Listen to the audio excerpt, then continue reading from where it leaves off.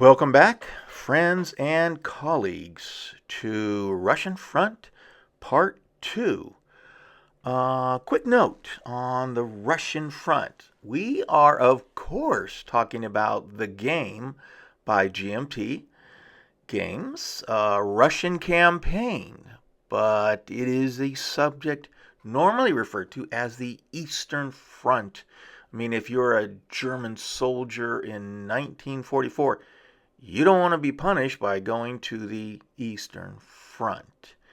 Another thing I want to talk about is I mentioned earlier about the Lvov, near the city of Lvov, the Altai Hills.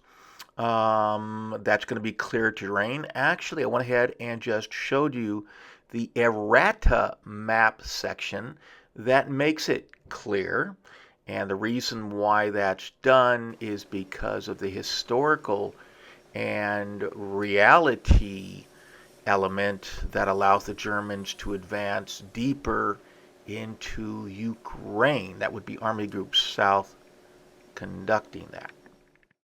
Here we have the turn record track. It actually started June 22nd of 1941. Then we're going to go ahead and place the German marker on the track record. And from there, once the Germans have completed their turns, go ahead and flip it on over to the Russian marker to signify it's their turn. Quick note, this is just a small section of the turn record track. It's actually quite long, and for purposes of the video, I just went ahead and had it folded up. I went ahead and completed the setup for the Russian army from the Black Sea moving north to the Baltic Sea. There are 4 military districts, and each corresponded by the German army groups north, center, south, and the 11th German Army operating out of Romania with those forces as well. You might notice that there are aircraft counters on the map board. Those are not part of the game. I put those there just to illustrate one of the elements that I'll be introducing to signify strategic bombing on the initial turn that would restrict Russian railroad movement into the western portion of the game. A reality element, again, that I've added, and there are 4 aircraft counters on there. And again, it's just an illustration to let you know what my thought process is.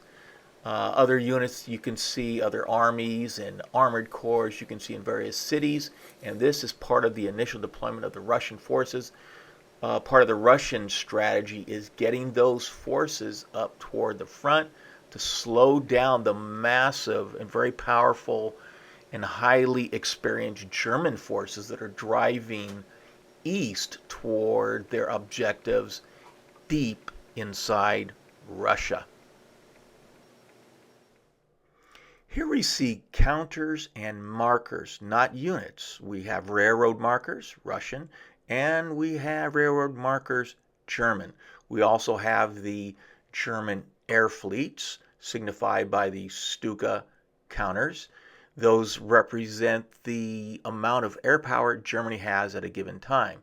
Those are joined by the Russian Sturmovik counters, which represent Russian air power. Other counters that we have are simply Russian-German counters, simply to mark the occupation zones of the two sides.